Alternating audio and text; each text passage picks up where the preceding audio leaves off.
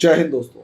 दोस्तों, जिस तरीके से जियोपॉलिटिक्स चल रही है, यूक्रेन क्राइसिस शांत होने का नाम नहीं ले रहा और भारत के ऊपर पूरी दुनिया टकटकी लगाए देख रही है। और जिस तरीके से रशिया और अमेरिका से इंडिया जो है एक बीच का रास्ता या एक जिसे कहते हैं बराबर की दूरी करके बैठा हुआ है, ये सीधे सीधे तौर पर दिखा रहा है कि इंडिया की फॉरेन पॉलिसी इस टाइम काफ़ी ज़्यादा स्ट्रॉन्ग चल रही है। और जिस तरीके से इंडिया बहुत ही इस बैलेंसिंग एक्ट को बहुत ज़्यादा बढ़िया तरीके से आगे बढ़ा रहा है, इसका सीधा सीधा मतलब ये है कि इंडिया एक सुपर पावर की तरह बिहेव करना शुरू कर चुका है। लेकिन जिस तरीके से यूरोप और अमेरिका इंडिया को देख रहे हैं और जिस तरीके से रशिया और चाइना का एक गेम प्लान चल रहा है, इसके ऊपर डिस्कशन करते हैं। लेकिन उससे पहले एक रिक्वेस्ट कि अगर आपको मेरे वीडियोस पसंद आते हैं तो मेरे चैनल को लाइक करें, सब्सक्राइब करें, शेयर करें, अपने दोस्तों को भी बताएं ताकि मेरे इस ओपिनियन से आपके बाकी फ्रेंड्स भी मतलब सहमत हों। और दूसरा, अगर आप मेरे वीडियोस को पसंद करते हैं तो लाइक सब्सक्राइब का तो हो ही गया है। और अगर आपको IAS PCS की तैयारी कर रहे हैं तो दोस्तों हमारा एक चैनल है स्टडी टिप। इस YouTube चैनल के ऊपर जाकर आप NCERT की वीडियोस देख सकते हैं। इसमें हमने एक कोर्स लॉन्च किया है जो NCERT के बेसिक्स को कंप्लीट कराता है। NCERT के बेसिक्स को कंप्लीट कराता है। हमने अभी 9th क्लास की हिस्ट्री की NCERT चालू की है। चैप्टर वाइज इसमें हम पढ़ा रहे हैं, फ्री ऑफ कॉस्ट है, तो कोई ऐसी प्रॉब्लम नहीं है। दूसरा, आप हमारी अगर IAS PCS से लेकर गवर्नमेंट जॉब, किसी भी गवर्नमेंट जॉब की तैयारी कर रहे हैं तो आप हमारी ऐप पर जाकर ऐप डाउनलोड कर सकते हैं। इसमें बहुत सारा material, test study material free of cost available है, वो आप जाकर ले सकते हैं। तीसरा, हमने एक टॉपिक शुरू किया है संडे डिबेट का। इस संडे डिबेट में इंटरनेशनल रिलेशंस से जुड़े बहुत सारे टॉपिक्स को हम डिस्कस कर रहे हैं। नेशनल और इंटरनेशनल रिलेशंस के टॉपिक को हम लगातार डिस्कस कर रहे हैं एंड ये ओपन टू ऑल है। इसमें आप जितना ज़्यादा अपने ओपिनियन को भी रख सकते हैं, क्वेश्चंस पूछ सकते हैं, पूछेंगे। मैं और मेरे जो फ्रेंड्स हैं जो इसमें अच्छी अप्रोच रखते हैं, अच्छा एक डायमेंशन रखते हैं अलग अलग लेवल पर, वो आपसे इस मामले में डिस्कशन करेंगे और आप सभी को एक बहुत अच्छा मौका मिलेगा अपने ज्ञानवर्धन का। अब आ जाते हैं तीसरा एक इन्फॉर्मेशन कि दोस्तों, अगर आप UPSC की तैयारी कर रहे हैं और इस बार PT 2022 देना चाहते हैं या अगली बार भी PT देना चाहते हैं तो हमारा एक क्रैश कोर्स अवेलेबल है। इस क्रैश कोर्स के अंदर इसकी फ़ीस हमने इनिशियली 1500 रुपीज़ रखी है, लेकिन अगर आप उसमें कूपन कोड डाल देंगे तो 300 रुपये आपके उसमें और कम हो जाएंगे। 2 अप्रैल से ये बैच शुरू कर रहे हैं। प्री रंजन सर का बैच है, बहुत अच्छी फैकल्टी हैं, बहुत अच्छे लेवल पर प्रिपरेशन करवाते हैं। इनके कंसेप्ट जो हैं वो डायरेक्ट क्वेश्चन, इनके जो क्वेश्चन है वो डायरेक्ट के डायरेक्ट फैक्ट्स के फॉर्म में पेपर के अंदर रखे हुए मिलते हैं। तो जल्दी से जल्दी इनके क्रैश कोर्स को ज्वाइन कीजिए। बहुत ज़्यादा फीस भी नहीं है, PT तक की आपको अप्रोच मिलेगी। और सबसे बड़ी बात, इस नंबर पर कॉल कीजिए तो आपको फर्दर इन्फॉर्मेशन मिल जाएगी। दोस्तों, अब आ जाते हैं टॉपिक पे। टॉपिक है कि इंडिया ने यूरोप को दिखाया आईना या ताकत, जो भी थंबनेल आपने देखा, और सबकी कर दी बोलती बंद। इसके पीछे असलियत में एक डिबेट है।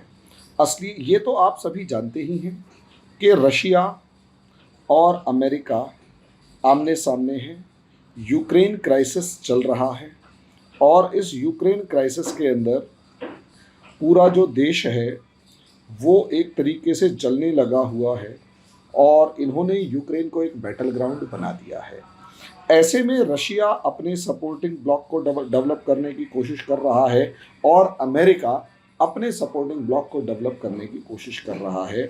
यहाँ खड़ा हुआ है इंडिया। मज़े की बात यह है, रशिया और चाइना एक तरफ हैं और अमेरिका और यूरोपियन नेशंस जो हैं वो दूसरी तरफ हैं। अगर आप यहाँ पर देखेंगे तो एक तरफ अमेरिका और रशिया और चाइना है, तो ये एक तरीके से दुनिया के 2 ब्लॉक्स बन गए हैं और पुराने वाले ब्लॉक्स बन गए हैं, जिसमें एक तरफ कम्युनिस्ट रजीम की माइंडसेट वाले कम्युनिस्ट ब्लॉक एक तरीके से दोबारा से जिंदा हो चुका है और उसी को कैपिटलिस्ट ब्लॉक जो है वो काउंटर करने की कोशिश कर रहा है।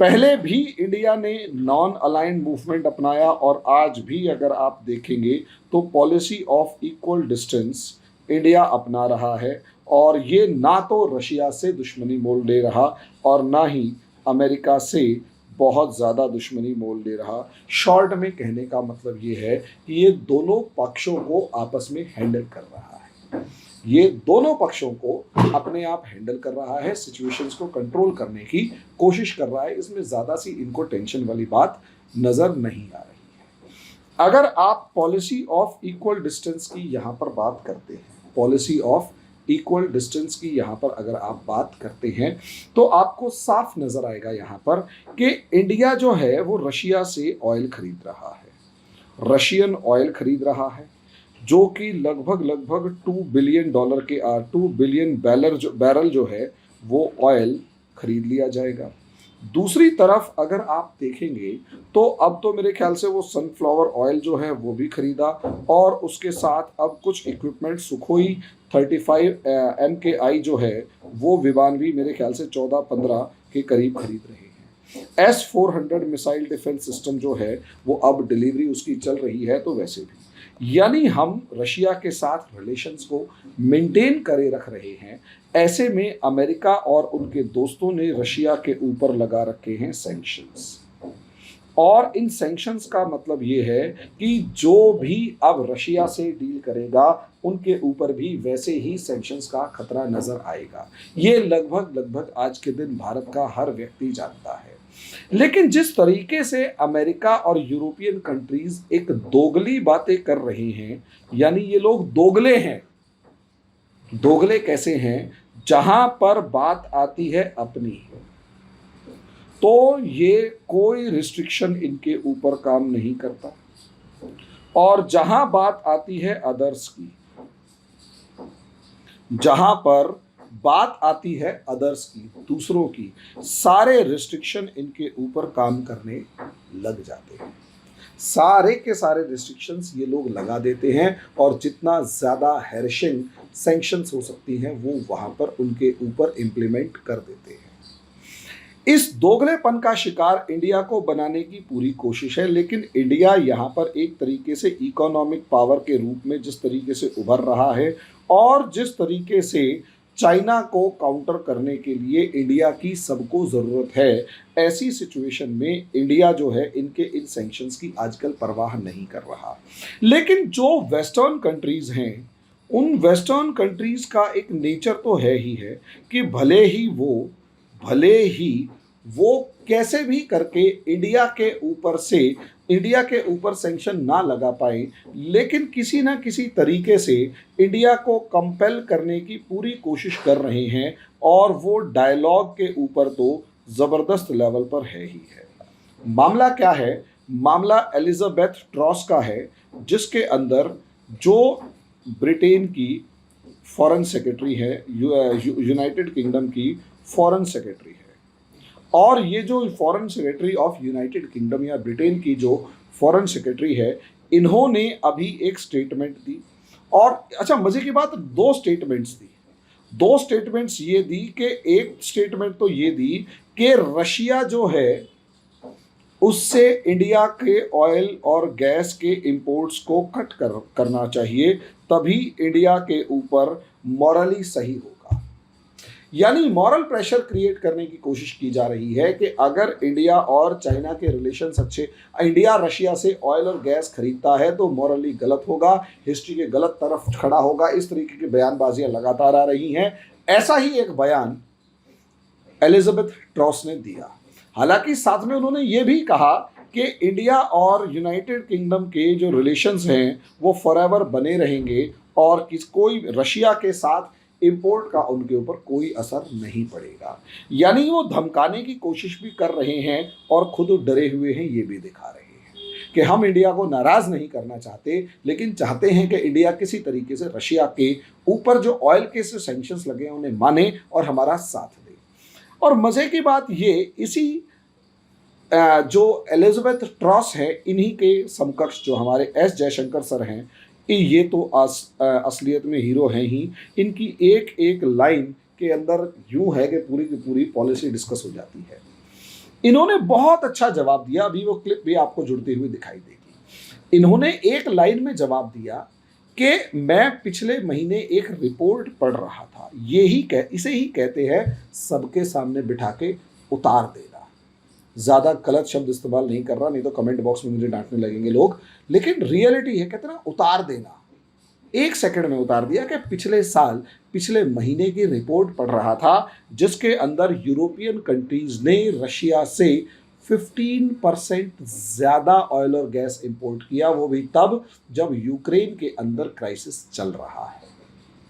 और उन्होंने यहाँ पे ये भी जोड़ा कि अगले 2-3 महीने में हमें और ज़्यादा चौंकाने वाले रिजल्ट्स मिलेंगे, और साथ में ये भी कहा कि भैया अगर इंडिया को देखा जाए तो इंडिया अपने टोटल ऑयल इंपोर्ट का 1% से भी कम रशिया से मंगाता है, यानी तुम अपनी ज़रूरतों का 99% तक रशिया से मंगाओ और उसे 15% बढ़ा दो, कोई फर्क नहीं पड़ता। हमने 1% मंगाया, 1% से भी कम मंगाया, उसमें ही तुमने छाती पीटना शुरू कर दिया। ये कौन सी बकवास है भाई? वो स्टेटमेंट का मतलब निकल रहा है। यानी सोचने वाली बात है कि बहुत ही कॉन्फिडेंटली उनको जवाब दिया, और बहुत इस तरीके से जवाब दिया कि बोलती बंद। तो सवाल ये उठता है कि एलिजाबेथ ट्रॉस ऐसा क्यों, या यूरोप जो है वो ऐसा बिहेवियर क्यों कर रहा है? असलियत में एक सलमान खान का गाना है, समझे, तुम करे तो रासलीला, में वो गाना शायद भूल सा रहा हूं कि खुद करो तो रासलीला और हम करें तो कैरेक्टर लीला। ये क्या बकवास है? यही चीज यूरोपियन यूनियन या ये जो यूरोपियन रेस है इसकी शुरू से रही है, जब से इन्होंने इंटरनेशनल रिलेशंस के या इंटरनेशनल सिनारियो पे डोमिनेट करना शुरू किया है। मामला क्या है? मामला ये लोग कुछ नहीं करते, ये अपने आप को किसी ना किसी तरीके से हर काम में जस्टिफाई करेंगे। एक जैसे अगर आप देखें, इंडिया को जब गुलाम बना रखा था ना इन अंग्रेजों ने, तो एक सिचुएशन थी व्हाइट मेंस बर्डनशिप, श्वेत आदमी क्या सरदर्द, यानी हम, भाई मैं भी काला हूं, आप सभी काले हैं, चलो ठीक है यार, ब्राउन है, इससे ज़्यादा कुछ भी नहीं है, ब्राउन है या ब्लैक है, हम वाइट नहीं है, ये पक्का है। हम वाइट नहीं है, हम ब्राउन है या ब्लैक है। हम क्योंकि ब्लैक हैं तो उन्होंने इंडिया पर राज करने की जो मन घड़ंत कहानी बनाई, एक तरीके की जिसे कहते हैं ना स्टोरी क्रिएट कर दी। वो क्या? वो स्टोरी ये क्रिएट की कि जनाब आप लोग काले हैं और भगवान ने आपको ये शाप दे के भेजा है कि आप असभ्य हैं, अनसिविलाइज्ड है। आपको सिविलाइज्ड बनाने की जिम्मेदारी जो है वो ब्रिटिशर्स की है, गोरे लोगों की है। भगवान ने हमें तुम्हें सिविलाइज बनाने के लिए भेजा है, इसलिए अगर हम लात भी मारे तो ये समझ के सह लेना कि हम तुम्हारा भला कर रहे हैं, हम तुम्हें सिविलाइज बना रहे हैं। इसी चीज़ को अगर आप WTO के मामले में भी देखेंगे तो बहुत सारी चीज़ों के मामले में आपको दिखाई देगा कि जैसे फर्टिलाइजर्स का मामला आया, हमारे देश के अंदर ये आके कहा जाने लगा कि ये जो फर्टिलाइजर्स है क्या बकवास चीज़ है, गाय के गोबर से आप काम कर रहे हो, फर्टिलाइजर्स इस्तेमाल करो, देखो कितना प्रोडक्शन बढ़ेगा। और आज वही वेस्ट कह रहा है ऑर्गेनिक की तरफ बढ़ो। हर चीज में शुरू, हमारे दूध के ऊपर इन्होंने बात शुरू कर दी कि आप जो गाय और भैंस का दूध पी रहे हो ये क्रूएलिटी ऑन एनिमल्स है, ये गलत है। हम जो दूध आपको भेजेंगे वो पियो, वो सही है। यार बकवास देखिए इन लोगों की, ये ऐसी ही रेस है। ये अपनी बात को किसी भी डायमेंशन में सही प्रूव करके हमें गलत प्रूव करेंगे और अपनी बात को कहेंगे कि आप बिल्कुल आप गलत हैं, हमारी बात मानोगे तो ठीक है, वरना हम तुम्हें क्रिटिसाइज करेंगे, हम सैंक्शंस लगाएंगे, हम तुमसे नाक चढ़ाएंगे, हम सब कुछ करेंगे, लेकिन तुम्हारे को नीचा दिखाएंगे। ये सिविलाइजेशनल डोमिनेंस है इनका, ये इनका सिविलाइजेशनल डोमिनेंस है जो कि किसी भी तरीके से इनको हमेशा दूसरे को क्रिटिसाइज करने का मौका दे देता है। जैसे एक एग्जांपल है अमेरिका का। अमेरिका दुनिया के अंदर ह्यूमन राइट्स के नाम पे एक रिपोर्ट जारी करता है। उस रिपोर्ट के अंदर अमेरिका के अलावा सभी देश हैं, और मज़े की बात यूरोप में वो जितना मर्जी ह्यूमन राइट्स को वायलेट कर ले उसके लिए कोई रिपोर्ट नहीं आती, लेकिन इंडिया के अंदर थोड़ी सी चप्पल भी अगर किसी एक दूसरे को दो लोग मार देंगे तो माइनॉरिटी के इश्यूज़ को लेके वो ह्यूमन राइट्स का इशू बना देगा। दुनिया ने देखा ब्लैक लाइव्स मैटर का मामला, उस ह्यूमन राइट्स रिपोर्ट में अपने गिरबान में थोड़ा ना झांकना है। बुरके के इशू के ऊपर अगर आप देखें तो फ्रांस ने पब्लिक प्लेसेस पे भी बुरका पहनने पर बैन लगा रखा है, लेकिन उन्हें इंडिया के हिजाब इशू दिखाई देंगे जहां पर सिर्फ हम स्कूल्स में बुरका या हिजाब पहनने को मना कर रहे हैं, जहां पर यूनिफॉर्म लागू होती है।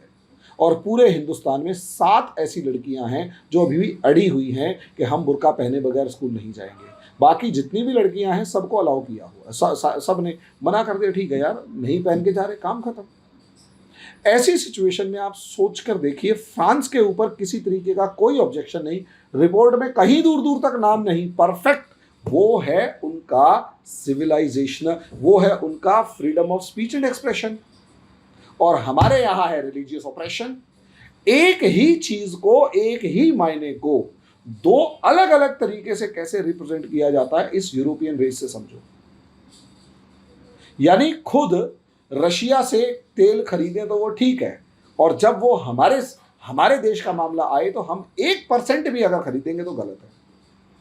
क्यों? क्योंकि आदत है, शुरू से आदत है। इसलिए इन लोगों के मामले को ज़्यादा सीरियस लेने की ज़रूरत नहीं। और इस बार जो गवर्नमेंट हमारे देश के ऊपर बैठी हुई है इस समय पर, मज़ा आ जाता है इनके जवाब देख देख के। यूरोपियंस को तो चुन चुन के समझा रहे हैं कि बेटा औकात में रहो वरना अच्छा नहीं होगा। और इस टाइम पर यूरोपियंस इतने बुरी तरीके से फंसे हुए हैं कि उन्हें इंडिया की ज़रूरत है। यस, और यही एक कारण है कि कुछ नहीं बोल पा रहे, स्टेटमेंट के साथ ये कह रहे हैं कि इंडिया जो भी कर रहा है उससे इंडिया और ब्रिटेन के रिलेशंस पर कोई फर्क नहीं पड़ेगा। ये इंडिया की ताकत है।